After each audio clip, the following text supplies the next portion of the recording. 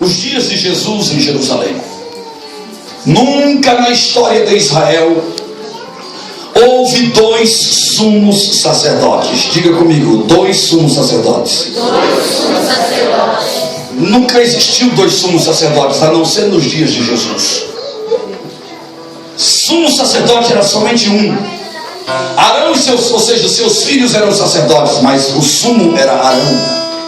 E quando Arão parte para a eternidade, antes de morrer, Deus lhe tira a estola sacerdotal e toda a indumentária, a mitra, o éfode, toda a roupa sacerdotal, e passa para o seu filho Eleazar. E Eleazar, ele torna-se sumo sacerdote. E esta farda foi passando de um para o outro, e sempre só havia um sumo sacerdote. Porém, nos dias de Jesus, diga comigo, templo de Herodes. No templo de Herodes havia um homem por nome Anás. Diga comigo, Anás. Este homem Anás era sumo sacerdote, que se vendeu para o Império Romano. A história extra-bíblica chega a mostrar-nos que até porcos, ou seja, o que judeu abomina, até porco foi oferecido no altar de Deus em Jerusalém. O templo que era sagrado e a cortina onde ninguém podia entrar, ele trouxe o imperador romano gentil e lhe mostrou o lugar santo. Não existia mais graça, na verdade. Deus, ele nunca esteve com sua glória dentro do templo de Herodes, nunca. Bem, Pedro conhecia estas histórias. A história conta que este sumo sacerdote Caifás, havia 71 homens do Sinédrio. Quantos homens? 71 homens do Sinédrio, que eram anciãos do povo judeu, que tinham autoridades, delegações especiais para tratar de assuntos religiosos. E um dia eles fizeram uma reunião e disseram: olha, o sumo sacerdote profanou o nosso templo, ele precisa ser expulso. E os 71 homens tomaram a deliberação e tiraram Anás de sua autoridade sacerdotal, e ele foi expulso do seu cargo. Porém, o problema é que quando ele é expulso de sua função, quem assume o seu lugar? Diga comigo, Caifás. Caifás era genro de Anás.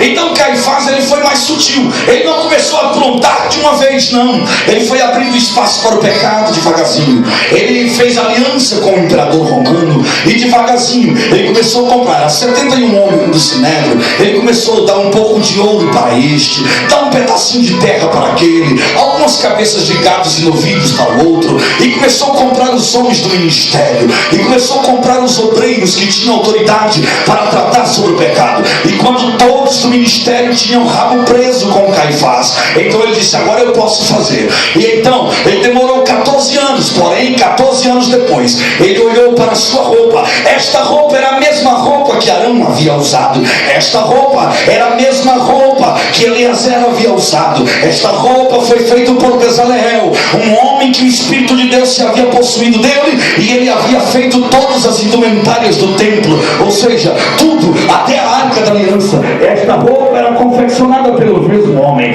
Então Caifás agora mandou chamar um artífice qualquer, tirou a sua roupa e disse: olha, aqui tem ouro, aqui tem pedra preciosa, aqui tem tudo necessário. Eu quero que você faça uma cópia, uma réplica idêntica. Eu quero que seja tão idêntica que ninguém saiba qual seja a verdadeira. E então o artesão fez uma indumentária igual, e agora havia duas réplicas sacerdotal. Estou falando de um ministério dividido, porque Caifás agora restituiu, ou seja, chamou seu sogro Anás e deu uma estola sacerdotal para Anás.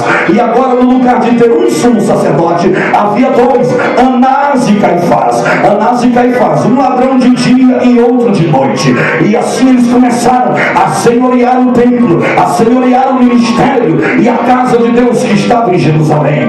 Escute, os judeus, eles tinham uma tradição, e esta tradição é, pelo fato da nação estar dividida em 12 tribos, algumas delas viviam bem próximos de Jerusalém, mas, por exemplo, havia algumas tribos, como a tribo de Zebulon. A tribo de Zebulon, ela faz fronteira com Jerusalém, mas ela é tão comprida como se fosse o país do Chile. Então ela se torna tão distante de Jerusalém. A tribo de Zebulon, a tribo de Naftali, a tribo de Azer. São estas 4 tribos: Zebulon, Naftali e Azer. São as tribos que têm os seus termos mais longe de Jerusalém. Por exemplo, do norte de Zebulon para viajar para Jerusalém demorava-se 4 dias de viagem. Para viajar dos termos de Naftali para Jerusalém se demorava 3 dias de viagem. E como que uma pessoa que morava 4 dias de viagem do templo, como que ela pecaria e estaria sempre no templo oferecendo? Pecar, as pessoas pecam todo dia e não tinha como vir ao templo todo dia para oferecer sacrifício. Então este povo agora, eles tomaram uma decisão ainda no Antigo Testamento. Isto é expresso no primeiro livro de Samuel, no capítulo de número 1. Você vai entender. Observe bem que Eucana, estou falando de Eucana, esposo de Ana e de Penina, o pai do profeta Samuel. Eles moravam em tribo distante, e como moravam em tribo distante, eles não podiam estar no templo, mas eles vinham ao templo uma vez por ano. Diga comigo, uma vez por ano. Acreditavam eles que ficar 1 ano sem vir ao templo, vir 1 ano, ou seja, sem oferecer um sacrifício a Deus, era trazer a maldição sobre as suas terras. 1 ano sem sacrifício era amaldiçoar o rebanho, era amaldiçoar o gado, era amaldiçoar os animais. 1 ano sem sacrifício era atrair a seca sobre a terra. 1 ano sem sacrifício seria fazer cair gelo sobre as plantações. Então eles não ficariam nunca 1 ano sem sacrificar ao Senhor. Mas como moravam longe, eles vinham uma vez por ano e escolhiam exatamente a data da Páscoa, que seria o dia 15, 6 horas da tarde, 15 de março do nosso calendário. Então uma vez por ano, no mês de Nissan, vinham eles para Jerusalém e vinham para oferecer sacrifícios a Deus. Agora veja bem, vindo eles para Jerusalém trazer sacrifícios a Deus, eles ficavam 4 dias de viagem. Às vezes as outras tribos de Naftali e Azer 3 ou 2 dias, mas ficavam 7 dias em Jerusalém, pois na Páscoa havia santa convocação, ou convocação solene do primeiro até o 7º dia. 7 dias em adoração, 7 dias em louvor, 7 dias de oração, 7 dias de sacrifício, e todos os parentes se encontravam, os amigos se reviam. Havia um avivamento de fé em Israel na data da Páscoa. Porém, quando se terminava, então todos eles se despediam, iam embora para as suas terras. Quando chegava lá, vou tomar Zebulon, que é mais longe. Quando chegava lá em Zebulon, presta atenção, lá em Zebulon, quando chegava lá, o menino vinha correndo alegre e dizia assim: papai, enquanto nós estávamos em Jerusalém, no templo, aqui no nosso pasto, nasceu um bezerrinho. O pai alegre dizia: nasceu um bezerrinho, meu filho? Sim, pai, um novilhozinho machinho, ele é macho. Então o pai dizia: cadê? Iam lá, pegavam o cordeiro, furavam a sua orelha, ou seja, uma marca, ou cortavam um pedacinho da orelha, fazendo uma abertura, colocando-lhe um sinal de que ele é marcado, de que ele é separado. Este cordeiro agora pertence a Deus. Veja bem, este cordeiro pertencia a Deus, dizia o pai de família. Ele nasceu na Páscoa. Ano que vem, na Páscoa, este novilho terá 1 ano de idade. Se ele for bem tratado, ele será um boizinho grande, ele será gordo, ele será bonito e robusto. Sabe o que acontecia? Dentro de casa havia briga entre os familiares, porque todos queriam cuidar do cordeiro. Hoje é o meu dia de colocar ração, hoje é o meu dia de colocar cevada, porque acreditavam eles: se eu engordar, quanto mais gordura ele tiver, mais a oferta vai cheirar perante o Senhor, e isto é o meu sacrifício. Então todos queriam pôr água, todos queriam colocar capim novo, todos queriam colocar comida. Sabe, o tempo se passava, às vezes a seca castigava, e então todo gado padecia necessidade. Enquanto os outros gados iam comer cactos no deserto, este novilho, ele tinha a sua comida separada em um coxo. Todos os dias eram lhe oferecidos cevada, enquanto todos os outros gados ficavam esqueléticos por falta de água, a seca que castigava a região. Este novilho, ele tinha um coxo de água fria na sombra, e água lhe era servida. Ele era a oferta de Deus. A oferta de Deus precisava ser a melhor. Então chegava a data de ir para Jerusalém. 1 ano se passava. Lembram do bezerrinho? O bezerrinho agora era um boi, o bezerrinho agora era um novilho bonito. Ele estava gordo, todo eles estavam robustos. Só havia um problema. Eles moravam a quase 4 dias de Jerusalém. A estrada era de areia. Alguns lugares eram pedras. Este bezerro não poderia caminhar 4 dias, chegar cansado em Jerusalém e ser oferecido, pois a lei diz: nenhum animal cansado, nenhum animal submetido ao esforço poderá subir ao altar como oferta. O que o pai de família fazia? Uma carroça com rodas e eixos de madeira. Talvez algum mineiro aqui conheça do que eu estou falando. Fazia uma espécie de jaula e colocava este novilho em cima, coberto com palhas verdes. E colocava 3 juntas de bois. Quantas juntas? 3. 6 bois, 3 juntas puxando. 6 bois iam ralando, iam mugindo e babando, sofrendo no caminho, padecendo, indo para Jerusalém. E o cordão bonitão deitado na sombra. Enquanto os outros bois estavam sofrendo, o cordão bonitão comendo cevada, ração, tomando água. Como todo animal irracional, ele fazia suas necessidades e depois deitava-se sobre as fezes e urinas. Isto é normal para um boi. 3 baldes de água no lombo resolve o problema. Mas quando chegava em Jerusalém, estava um pouco azedo, um pouco fedido. Eu não sei se alguém aqui já teve a oportunidade de ver uma carroça de boi destas que eu estou falando, com roda de madeira, que às vezes ela vem 1 quilômetro de distância e a gente já está ouvindo. Geralmente vai 2 pessoas, uma para bater no boi e outra só para colocar sabão na roda, para fazer menos barulho. Eu fui pregar em Regetuba, no Espírito Santo, e o culto parou por 40 minutos, porque vinham 5 carroças de uma vez passando. Até não tem som que cubra aquele barulho. Quando se ouvia o cantar das carruagens, as rodas rangindo, o barulho dos eixos de madeira, seja Anás ou seja Caifás, quando ouvia uma dessas carruagens chegar ao encontro do templo, eles saíam, rodeavam a carroça, um novilho gordo, bonito, e eles diziam assim: é esta porcaria que vocês vieram oferecer para Deus? Não presta. Para Deus o bom é isto aqui. E mostrava ali no templo, havia uma jaula. O novilho que estava dentro era até parecido com este. A diferença é que este novilho estava limpo.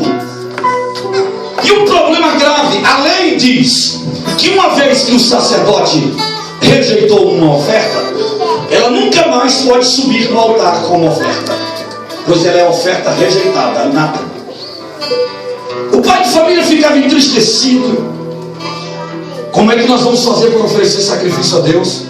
Trouxemos o nosso melhor e o sacerdote rejeitou. Iam com o vendedor. O vendedor dizia: olha, aproveita porque tem pouco novilho em Jerusalém. Anás e Caifás estão de mau humor e estão rejeitando todas as ofertas. Quanto custa? Deixa eu falar para vocês entenderem. Vamos falar em dinheiro atual. Digamos, custa R$2.000 o novilho, mas tudo isso, se você quiser, é R$2.000. O pai de família dizia: moço, eu tenho um novilho lindo, gordo, cevado, bem tratado, 1 ano de idade, nasceu na Páscoa passada. Faz negócio comigo. Teu novilho é bonito, mas só presta para churrasco, porque o sacerdote rejeitou. Eu faço negócio com você, mas eu pego ele por R$200. Me consegue mais 1.000 euros. Pai de família juntava tudo quanto possuía, ainda não dava o dinheiro suficiente. Ia lá com sua esposa e dizia: minha velha, as mulheres sempre têm um segredo, né? Não sei onde é outra. Jesus sobe no monte de Jerusalém, Jerusalém, tu que mata os profetas e os que a ti são enviados. Quantas vezes eu quis te juntar, como a galinha que junta os seus pintinhos. Quando Pedro negou Jesus, quem foi que cantou? Se tinha um galo, tinha galinha. Se tinha galinha, tinha um galo. Se tinha um galo, a galinha tinha ovo. Mateus diz assim: se o filho pedir um pão, lhe dará uma pedra; se pedir um peixe, lhe dará uma serpente. Isto é Mateus. Agora, quando você lê Lucas, diz assim: se o filho pedir um pão, lhe dará uma pedra; e se pedir um ovo, lhe dará um escorpião. Então observe, minha filha, os dinheiros dos ovos nós temos que comprar o sacrifício a Deus. Juntava tudo quanto tinha, irmãos, mas o dinheiro ainda não dava. Ia lá com o vendedor: moço, eu tenho bastante dinheiro, um novilho que você vai pegar bem barato, eu tenho um pouco de ouro, você aceita ouro no negócio? Ele dizia: sinto muito, mas nós pertencemos ao Império Romano, só aceitamos a moeda que contém a cara de César. Mas ali está o meu amigo, o cambista. Ele compra o seu ouro, ele troca, ele tem moedas. O irmão ia lá com o cambista. O cambista dizia assim: olha, sinto muito, mas quando vinha um carregamento de moedas encomendadas vindo de Roma, passando pelas estradas tortuosas de Jericó, veio então os salteadores e roubaram a carruagem. Existe pouca moeda na cidade, por isso o câmbio está baixo. E comprava o ouro do irmão por menos da metade do preço. A família ficava pobre, sem nada, só para comprar um cordeiro. Já pensou? Ficaram um ano sem oferecer uma oferta a Deus. Esta família pegava o novilho que eles cuidaram um ano, todos passavam a mão em sua cabeça, choravam, entregavam este novilho ao vendedor. Pegava o outro novilho, levava ao sacerdote, que dava uma risada sinistra e diabólica e dizia: esse sim, isso é que é oferta para Deus. A família confessava os seus pecados, todos choravam, ofereciam sacrifício ao Senhor, desciam o templo que havia 14 degraus. Por isso na Bíblia você encontra 14 salmos com o nome Salmos de Degraus. E eles recitavam estes salmos, olhavam para a fachada do templo. O pai de família dizia: meus filhos, nós não temos mais dinheiro para gastar. Amigos nós já vimos, oferta para Deus, que é o principal, nós já oferecemos. Nós temos que voltar para casa, o trabalho nos espera. Quando esta família saía do templo, lembra do vendedor? Comprou um novilho bem baratinho, pegava este novilho, levava lá atrás, numa espécie de um garajão, batia 3, 4 baldes de água no seu lombo, trazia ele agora lavado e colocava dentro da carroça. A família ia dobrando, lá vinha o cantar de outra carruagem. Outra família, seja de Zebulon, seja de Naftali, seja de Gade ou de Azer, outra família vinha trazendo um novilho, a mesma cena se repetindo. Chegava diante do templo, Anás e Caifás saíam ao encontro, rodeava a carroça e dizia: esta porcaria vocês vieram trazer para Deus? Eu rejeito, isto não presta. Querem oferecer uma oferta boa para o Senhor? O bom é isto aqui. A oferta que ele rejeitou agora há pouco, o que ele disse que era porcaria, e segundo a lei, uma vez rejeitado, já não presta. Agora esta oferta era oferecida. Jesus conhecia esta história. Jesus presenciava estas cenas. Porque tem gente que olha o CD do cantor, o DVD do pregador. Já falaram para mim um dia, dizendo: antigamente no templo tinha cordeiros e novilho. Hoje os cordeiros, as pombas, é isso aí, é CD, é DVD. É que tem uns crentes que é miserável mesmo. Tem uns que ele passa pela banca de DVD de pregador, de cantor assim, e ele se faz de conta que não vê, parece que a banca tem lepra. Tem uns que tem um pouco mais de caráter, ele não tem dinheiro, mas ele vai lá: pastor, Deus te abençoe, obrigado pela palavra, e agradece ao cantor e deseja a bênção, faz amizade. Jesus ficou indignado com este cenário que ele via em Jerusalém. Ele entrou no templo, diz a Bíblia, usando chicote, chutando as mesas, derramando moedas, soltando as jaulas, os animais, batendo nos cambistas, expulsando os sacerdotes, e gritou dizendo em alta voz: está escrito, a minha casa será chamada casa de oração.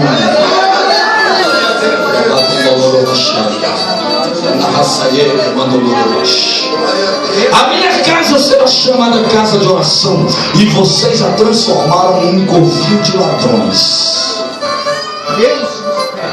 Jesus nunca condenou o comércio na sua casa. Não. Já pensou se aquele vendedor estivesse ali para propiciar um sacrifício para alguém que não teve condições e podia oferecer o melhor para Deus. Não era esta a intenção. Os cambistas pagavam comissão para Anás e Caifás. Os vendedores pagavam comissão para Anás e Caifás. Tudo ali era um roubo organizado, a ponto de Jesus chamar de covil de ladrões. Já foi cantado aqui que a nossa geração é a geração de Samuel. A nossa geração é a geração que depõe, ou seja, que expulsa, que retira Saul, e uma geração que unge a Davi. Alguém lembra disso?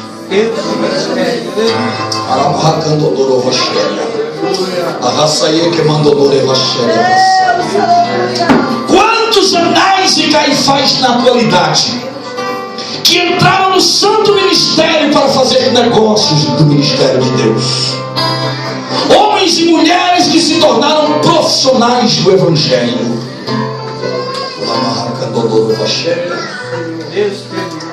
e fazem negócios com a noiva do Cordeiro. Quantos pastores fecham suas igrejas como se estivesse fechando um curral de vacas, vendendo para um político e dizendo: dá-nos tanto porque a minha igreja inteira, o meu povo está contigo. Foi ele que pagou o preço por ela, né, irmão? Meu Deus do céu.